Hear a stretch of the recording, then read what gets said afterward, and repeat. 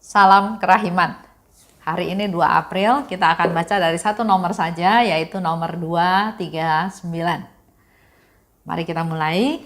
Dalam nama Bapa dan Putra dan Roh Kudus. Amin. 239. Doa selama misa pada hari Kaul Kekal. Hari ini aku menempatkan hatiku pada patena di mana hatimu, oh Yesus, ditempatkan. Hari ini aku mempersembahkan diriku bersama Engkau kepada Allah, Bapamu dan Bapakku sebagai kurban cinta dan pujian. Bapa kerahiman, pandanglah kurban hatiku tetapi lewat luka yang ada dalam hati Yesus. 1 Mei 1933. Hari pertama. Kesatuan dengan Yesus pada hari Kaul Kekal. Yesus, mulai sekarang hatimu adalah milikku, dan hatiku seluruhnya adalah milikmu. Memikirkan namamu saja, ya Yesus, sudah merupakan kesukaan hatiku. Aku sungguh tidak akan dapat hidup tanpa Engkau, ya Yesus, meski sesaat pun. Hari ini jiwaku telah lenyap di dalam dirimu, satu-satunya hartaku. Cintaku tidak memiliki hambatan dalam memberikan bukti cinta kepada kekasihnya. Kata-kata Yesus sewaktu aku mengikrarkan kaul kekal. Mempelaiku, hati kita berpadu untuk selama-lamanya. Ingatlah kepada siapa engkau mengikrarkan kaul. Tidak semuanya dapat diungkapkan dengan kata-kata. Permohonanku sewaktu kami telungkup meniarap di selubungi pala, aku minta kepada Tuhan agar memberi aku rahmat untuk tidak pernah secara sadar dan sengaja melukai hatinya, bahkan dalam dosa dan ketidaksempurnaan yang paling kecil sekalipun. Yesus, aku percaya kepadamu. Yesus, aku mencintai Engkau dengan segenap hatiku. Setiap kali menghadapi saat-saat yang amat sulit, Engkaulah ibuku. Demi cinta akan Dikau, oh Yesus, hari ini aku mematikan diriku sepenuhnya dan mulai hidup demi semakin besarnya kemuliaan nama kudus-Mu. Cinta, demi cinta akan Dikau, oh Tritunggal yang Maha Kudus, aku mempersembahkan diriku kepadamu sebagai suatu kurban pujian, sebagai kurban penyerahan diri secara total. Dan lewat pengorbanan diri ini, aku ingin mengagungkan namamu, oh Tuhan. Aku menempatkan diriku ibarat kuncup mawar pada kakimu, oh Tuhan, dan semoga aroma bunga ini hanya tercium oleh Engkau sendiri. 239. Hari Kaul Kekal. Suster Faustina mau bercerita apa yang dia siapkan dan apa yang terjadi pada hari Kaul Kekal, yaitu tanggal 1 Mei 1933.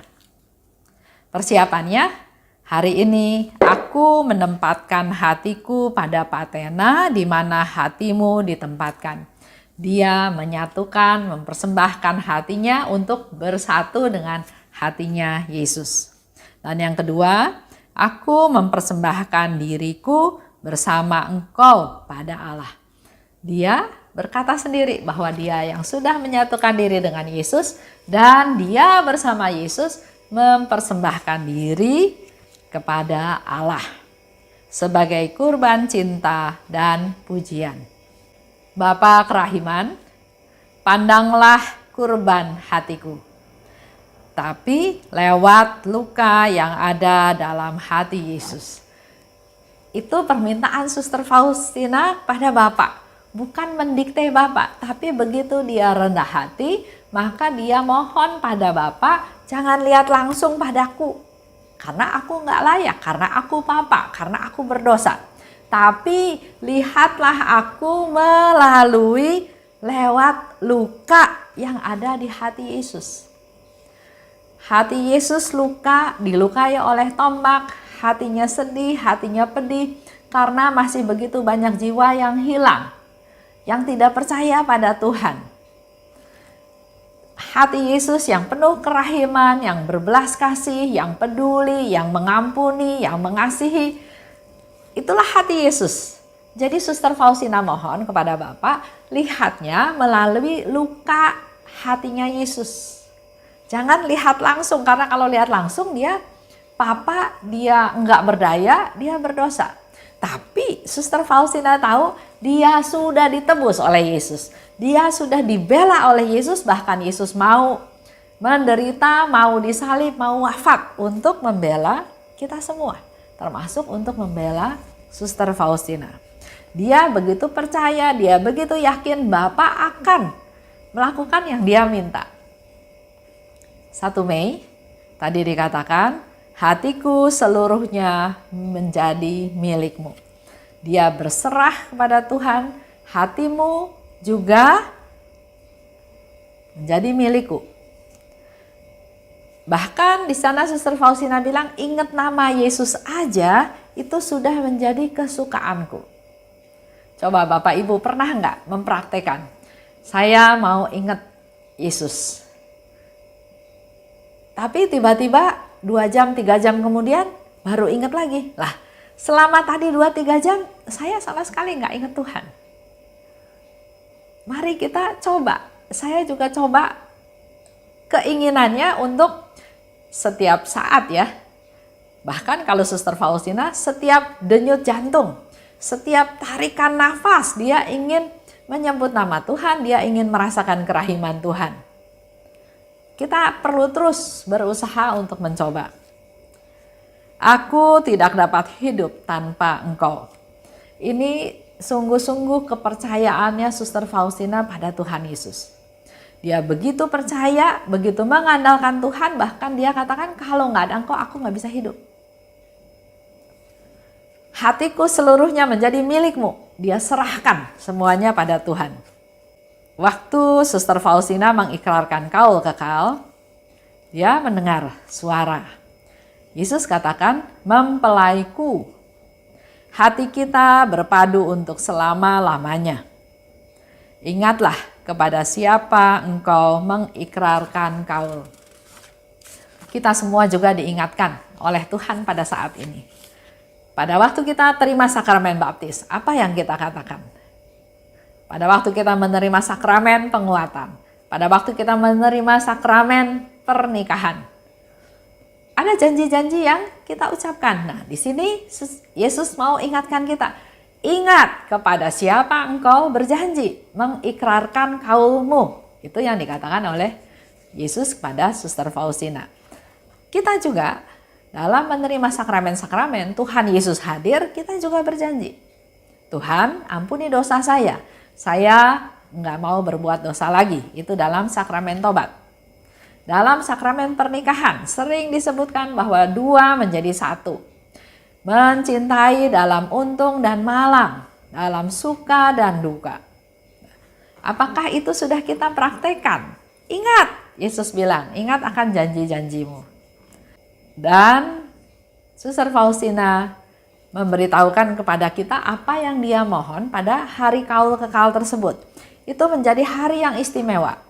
Boleh juga buat kita menjadi hari yang istimewa hari ini.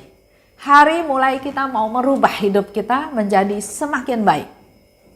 Yang dia minta, 1, agar diberi rahmat untuk tidak pernah secara sadar dan sengaja melukai hatinya. Bahkan dalam dosa dan ketidaksempurnaan yang paling kecil sekalipun.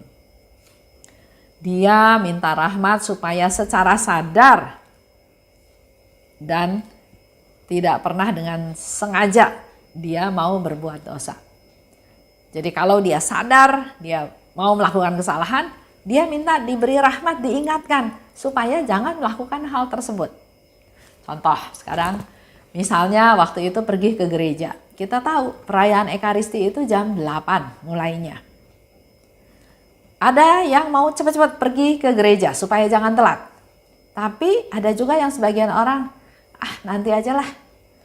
Nggak dapat tempat duduk, ya udah berdiri di belakang. Ini menjadi sesuatu yang sengaja. Tuhan menyiapkan waktu bertemu dengan kita, tapi kita dengan sengaja melalaikan pertemuan tersebut dengan menunda dengan acuh tak acuh, masa bodoh ya. Ya kalau dapat duduk, nggak dapat duduk ya sudah duduk di belakang. Nggak kedengeran ya sudah, yang penting saya sudah ke gereja. Nah itu yang disengaja. Tapi lain halnya kalau kita mau ke gereja, tiba-tiba di jalan bannya kempes, kita harus memperbaiki dulu, akhirnya ke gereja telat. Itu pasti tidak disengaja. Tapi kalau mau dievaluasi lagi lebih dalam lagi, sebetulnya kan kita bisa melakukan persiapan dengan lebih baik. Kalau besok mau ke gereja, mungkin hari ini diperiksa dulu semuanya baik, semuanya oke ya. Berarti itu juga merupakan satu persiapan kita untuk pergi ke gereja. Jadi masing-masing orang punya penilaian sendiri. Apakah itu disengaja? Apakah itu tidak disengaja?